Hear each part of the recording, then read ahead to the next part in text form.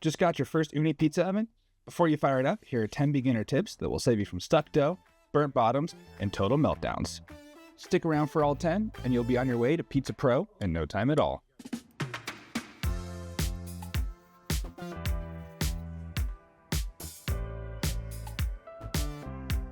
What's up, everybody? I'm Chris with Backyard Pizza Lab, and I've been cranking out pizzas in my Ooni ovens for years.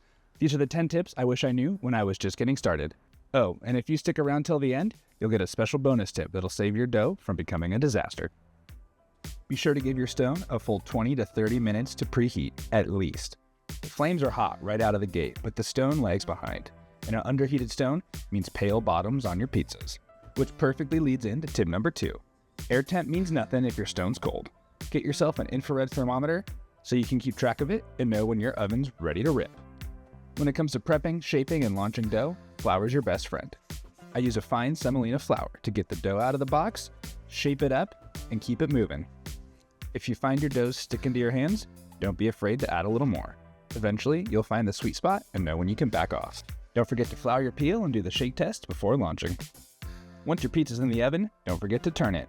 Your Ooni blasts heat, but there's a gradient from front to back. Rotate every 20 to 30 seconds to keep that bake even and avoid a scorched crust.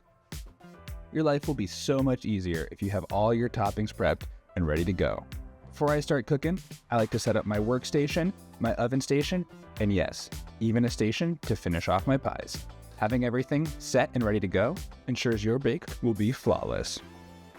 Now when it comes to pizza peels, there is a difference. The Ooni bamboo peel is perfect for launching, and their turning peel is great for mid-bake rotations. I always keep a clean, perforated peel handy, just in case the one I'm using gets messy. Nothing ruins a bake faster than a dirty peel. Don't just run your oven full blast. Adjust your flame based on what you're cooking and while you're cooking it. High heat for Neapolitan, middle for New York, and low for reheats or pan bakes. Remember, you're in control of how the oven cooks, not the other way around. If you think your pizza's cooking too fast or too slow, don't be afraid to make some adjustments. Putting your pizza straight on a cutting board after taking it out of the oven is just going to trap that steam. Don't do that. Instead, put it on a cooling rack for a minute or two. Gives you time to finish your bake before you transfer it to a cutting board to slice and serve. Cold dough is tough to stretch and won't puff right in the oven. Let your dough sit at room temp for at least an hour before you bake it. And if your dough tears while you're stretching it, don't panic. Just pinch the edges back together or fold a tiny flap over the hole and press it down. Once that dough hits the oven, it's going to seal right up. The stone is the centerpiece of your Ooni oven, so you got to keep it clean.